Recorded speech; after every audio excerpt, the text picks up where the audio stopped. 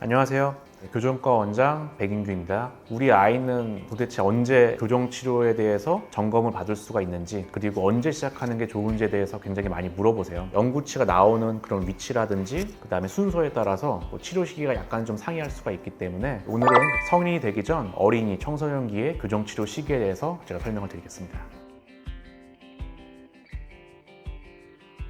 첫 번째로 공간이 많이 부족해서 교정치료를 시작할 때는 앞니 4개가 나오고 나서 그런 점검을 받는 게 좋겠다 이렇게 말씀을 드리고요. 앞니가 윗니가 아랫니를 덮는 게 정상 형태인데 아직 영구치가 앞니가 안 나왔는데 유치열기 때도 앞니가 거꾸로 물리게 되면은 저는 치료를 권합니다. 그 시기가 당연히 초등학교 들어가기 전일 거예요. 아이들이 그런 장치에 대해서 협조도만 있으면은 반대 교합, 거꾸로 물리는 케이스에서는 조금 더 일찍 시작하는 것이 더 도움이 될 수가 있습니다. 보통은 이제 그 영구전치가 나오는 시기가 초등학교 한 입학 시기 그 정도거든요. 보통 제1대구치가 나와 있고 위의 앞니가 나올 수가 있는 시기이기 때문에 그때 연령으로 굳이 따지자면 초등학교 입학 시기가 저희가 교정치료에 좀 들어갈 수가 있는 시기다 이렇게 보시면 될 것 같습니다.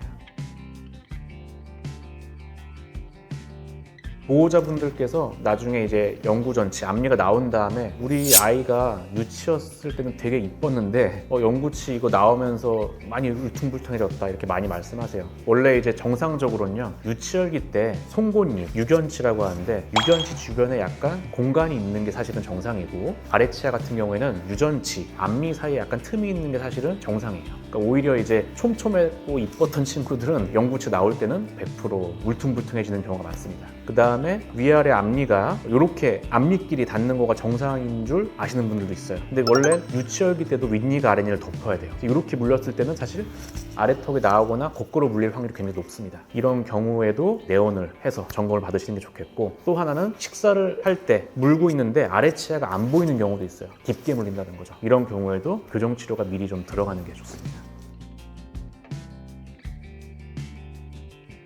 예를 들어서 성인 교정 치료보다는 얼만큼 이동할 수 있는지 그 양이 더 많습니다. 더 많은 효과를 어렸을 때 얻을 수가 있다는 거죠. 그 다음에 성인 같은 경우에는 교정 치료하면서 관리가 안 됐을 때 뭐 잇몸이 좀 안 좋아진다든지 이런 확률이 있잖아요. 어린 친구들은 관리가 안 됐을 때 잇몸이 심하게 퇴축되거나 그러진 않습니다. 그런 리바운드가 일어날 수가 있기 때문에 사후 관리 측면에서도 좀 더 유리한 면이 많습니다.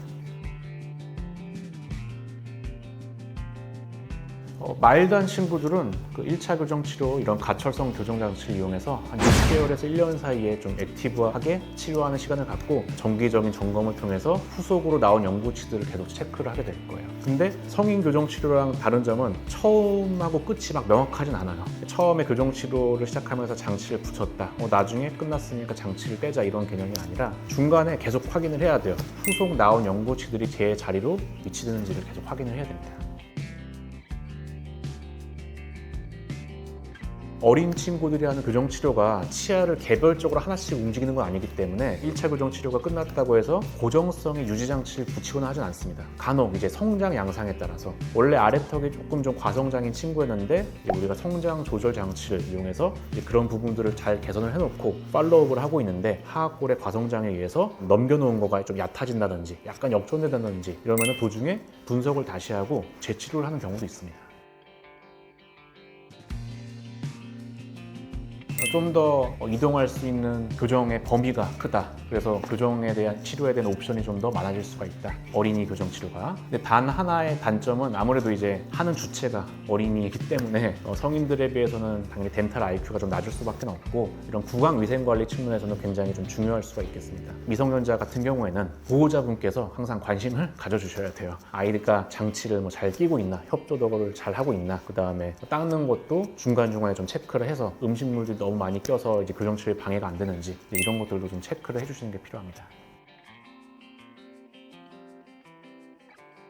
이전에 일반 치과 치료를 받았는데 대부분 일반 치과 치료도 이렇게 편하게 하는 경우는 없죠. 왜냐면 마취를 해야 될 수도 있고 이제 이런 부분 때문에 사실 어린 친구들이 교정치과에 내원했을 때도 많이 걱정을 하는데 대부분은 이제 교정 치료하면서 생기는 행위 자체가 본인을 많이 아프게 하는 건 없습니다. 장치 자체가 착용하는 거가 불편하고 있을 수 있는데 치아 이동에 따른 통증 자체가 막 심하지는 않고요. 그리고 그 통증도 감내할 만한 수준일 거고 아이들한테 사실 직접 설명을 해야 돼요. 이건 실제로 이런 것들을 했을 때 너 너한테 이렇게 많이 아프거나 해가 되거나 이런 행위가 아니니까 이런 것들을 이제 보호자분께도 설명을 드리지만 우리 아이한테도 직접 설명을 해서 교정치과 내원했을 때 그런 거에 대해서는 걱정할 필요가 없다는 걸 저희는 직접 설명을 드리는 편입니다. 오늘은 어린이 청소년 시기에 교정치료가 필요한 시기 그리고 할 수 있는 시기에 대해서 제가 설명을 드렸는데요. 아무래도 성인에 비해서는 구강위생관리 측면에서는 약간 미흡한 점이 있을 수가 있지만 그 외에는 저희가 다른 장점들이 많습니다. 아이가 공간이 좀 없는 것 같다든지 아래턱을 내밀어서 문다든지 이런 부분들이 보호자분들께서 관찰 되신다면 한번 이제 가까운 교정치과를 내원하셔서 점검을 받을 것을 추천드립니다. 지금까지 교정과 원장 백인규였습니다.